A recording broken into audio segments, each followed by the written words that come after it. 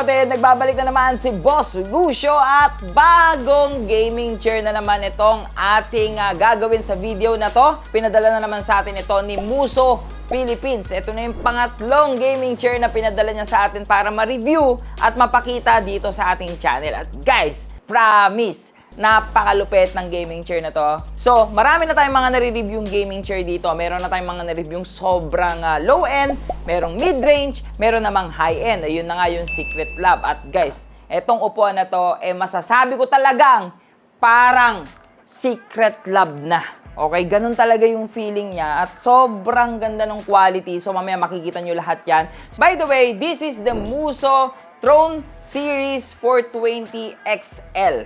So meron itong tatlong variant. So itong gamit natin, ito yung Aquaman. Nandito rin si Romance at nandito si Power. Si Power talaga yung gusto ko, pero yun nga lang, medyo hindi daw aabot, sabi ni Muso. Pero kung gusto nyo umorder po, pwede rin naman yon. So, mamaya makikita nyo yung link natin dyan sa description box para hindi na kayo maligaw at sasabihin ko rin sa inyo yung presyo. At meron ako malupit na discount, mga kapatid natin, para sa lahat na magkakagusto or pwedeng makonsider itong upuan na to. So, wag na natin patagalin. Kung kayo'y bago dito sa ating channel at gusto nyo pa makita ng mga unboxing, PC build at tech review, don't forget to like, share, and comment, subscribe at yung malita bell para lagi kang updated sa mga ginagawa nating video. So, tara, umpisa na natin.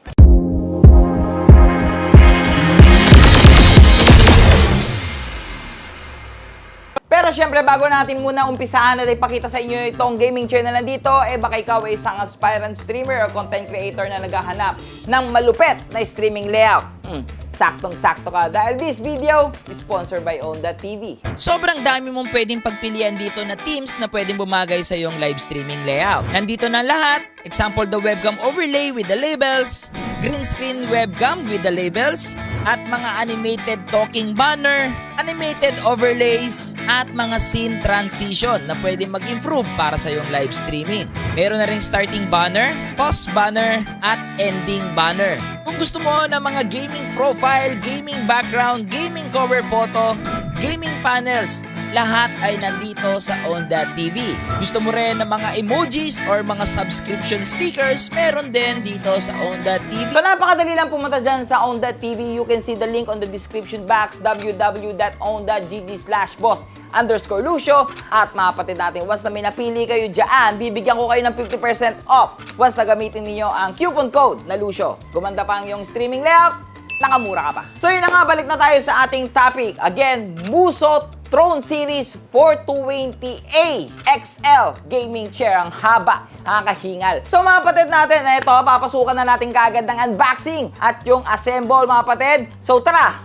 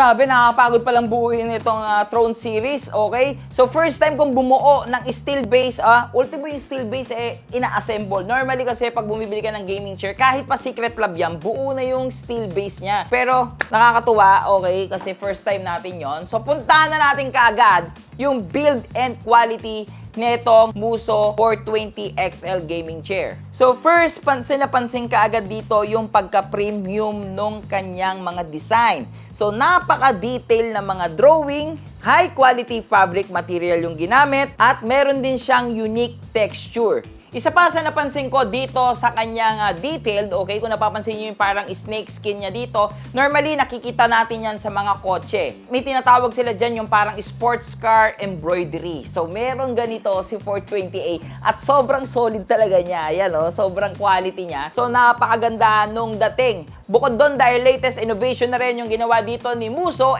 magnetic na rin yung ating neck pillow, okay? Memory foam pa rin naman siya. At ito hindi ito paninira or what. Ito, nagsasabi lang ako ng totoo. Si Secret Lab kasi magnetic din, pero mabilis matanggal. Ito, ang dikit ng magnet. Madikit yung magnet niya. Yung kay Secret Lab kasi minsan, nagugulat ako, nandito na sa likod ko, nahuhulog-hulog siya. Yun lang yung una ko napansin agad dito. Napalakas ng magnet na ginamit ni Muso. So, plus point na kaagad sa akin yun. Para naman sa kanyang height, meron itong 160 cm hanggang 185 cm. At para naman sa kanyang total weight, meron itong 160 kg.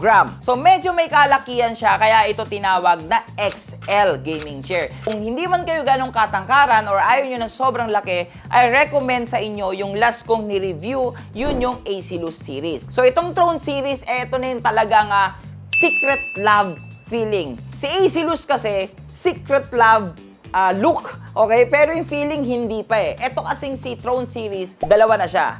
Look and feeling, ganun na siya. So, napakaganda nung ginawa dito ni Muso. So, same pa rin pagdating sa kanyang armrest, meron itong 4D directional, okay? Pero, yun lang yung wala sa kanya na meron si Secret Lab. Kasi si Secret Lab, meron sa kanya yung napapalitan yung tinatawag dito, yung foam ng kanyang armrest, so napapalitan. So, kung meron pa to si Muso, ay nako, wala na, finish na. Pero dito sa kanyang backrest, sa seatrest, ang sarap ng feeling ng upo ko dito. At so, hindi pa rin nawala dito yung mga normal na nakita natin sa ibang gaming chair. So, meron itong recline at incline. So, meron din itong rocking baby chair, okay? Pwede ka mag-rocking dito kung gusto mo. Itong next na sasabihin ko sa inyo, ito yung nagustuhan ko, okay? So, ito na. Itong adjustable lumbar, okay? Sa Secret Lab kasi, isa lang ang kanyang adjustable lumbar. Lalo na sa mga Titan series, okay? So, isa lang yon. Ito lang yung height, okay? Adjustable ang height kung gusto mong itaas or ibaba. So, dito naman sa kabila, ito yung gusto ko. Lalo na ako, guys, medyo may problema yung aking spine pagdating sa matagal na upo. Pwede kong i-increase yung depth, okay? Yung angat ng lumbar support. And then, pwede kong i-decrease, guys, kung ayaw ko naman ng masyadong nakaumbok. Yan yung point na meron si Muso na wala si Secret Lab. So, wag na natin masyadong patagalin kasi halos lahat naman ng chair magkakaiba. Normally, nagkakatalo-talo lang naman talaga sila sa mga texture, okay, yung material na ginamit, okay, yung mga metal base or yung mga metal material na ginamit. Diyan lang naman nagkakatalo yung mga gaming chair na yan Etong Muso talagang masasabi ko sa inyo, Secret Lab feeling na. So, pag pinuntahan nyo sa website ni Muso, ang Throne series ay nagkakalaga ng 24,152 pesos. Pero, pag ginamit ninyo ang ating code na nandiyan sa kanilang website, ito yung MS11, magiging 19,000 pesos na lang siya. At pag ginamit nyo pa yung code ko na nandyan sa description box, bababa pa yung presyo niyan. So ngayon, sabihin natin around 18,000 pesos plus the shipping fee. So, puntahan naman natin yung presyo nung kanyang kakompetensya. Ito na nga, yung Secret Lab. So, ngayon, marami kasing variant si Secret Lab. Meron dito nagre-range. Ang pinakamura ni Secret Lab is 22,000 hanggang 38,000 ang price range ni Secret Lab. So, napakalayo. Kahit dun sa pinakamababa lang ni Secret Lab, sobrang layo ng presyo ni Muso. Pero guys, kung tight ang budget mo at gusto mo ng Secret Lab look, Secret Lab feeling, guys, di ba? Baka ma-consider mo na ito at ito na nga, punta na natin yung aking final thought dito sa Muso. Wala na akong sasabihin. Yun lang, sinabi ko na kanina. So, positive ko dito, yun na nga, Secret Lab na Secret Lab yung feeling. Meron akong 3 Secret Lab. Nasubukan ko na lahat, Titan series, the Omega series, okay? Nasubukan ko na yung feeling, same na same dito. At ang gusto ko dito, model na to ni Muso, the 420A, ay yung kanyang power variant. Kaso nga lang, walang stock eh. So mga patay natin, ayan yung ating review dito sa Muso Throne Series 420A XL Gaming Chair. So again, end of the day, kayo pa rin naman na magde-decide kung anong chair ang inyong gustong bilhin. So guys, kung gusto niyo pa makita ng mga unboxing, tech review at PC build, don't forget to like, share, and comment, subscribe at yung malita bell para lagi kang updated sa mga ginagawa nating video. Again, this is Luis D. Orteves, aka Boss Lucio, ang inyong stream coach para sa inyong mga stream and tech problem. Happy streaming!